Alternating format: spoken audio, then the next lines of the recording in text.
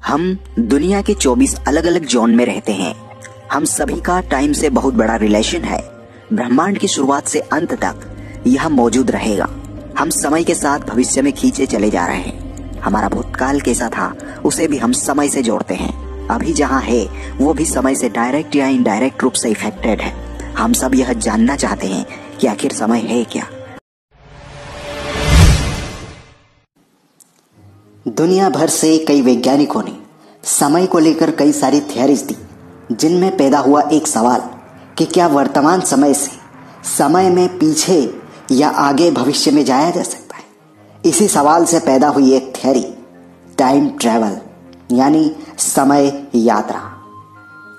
19वीं शताब्दी तक टाइम ट्रैवल केवल कहानियों तक सिमटा था, लेकिन 19वीं शताब्दी के बाद जब वैज्ञानिकों ने समय को लेकर अपनी रिसर्च शुरू की तो उनको पता लगा कि समय में यात्रा करना संभव है।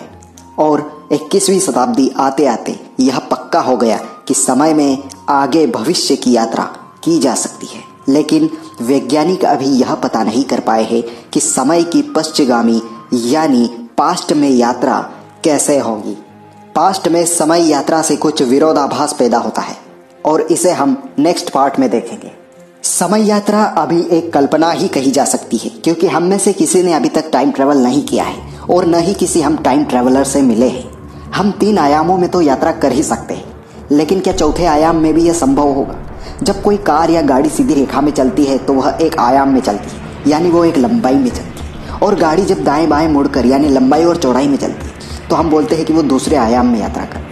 और जब गाड़ी किसी ऊंचे स्थान पर चले या दाएं बाएं होकर चले या हवा में चले तो हम बोलते हैं कि वो सभी दिशाओं में चल रही है, तीसरे आयाम में चल रही है। लेकिन जो चौथा आयाम है समय, उसकी दिशा किधर है और उसकी लंबाई कहाँ है?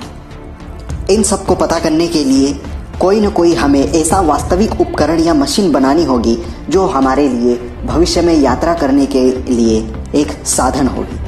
और इस मशीन को हम बोलेंगे टाइम मशीन, और इसमें बैठकर हम भविष्य की यात्रा कर पाएंगे। यह टाइम मशीन वाली बात पता चलती है आइंस्टाइन की समय को लेकर की गई थियरी से। समय सीधी रेखा में चलता है और अलग अलग जगह अलग अलग रफ्तार से चलता है, और यही समय वो चीज है जिसके द्वारा हम भविष्य में टाइम ट्रेवल कर पाएंगे। 100 साल पहले आइंस्टाइन ये कह चुके हैं कि समय की रफ्तार कुछ जगहों पर कम हो जाती है और कुछ जगहों पर ज्यादा।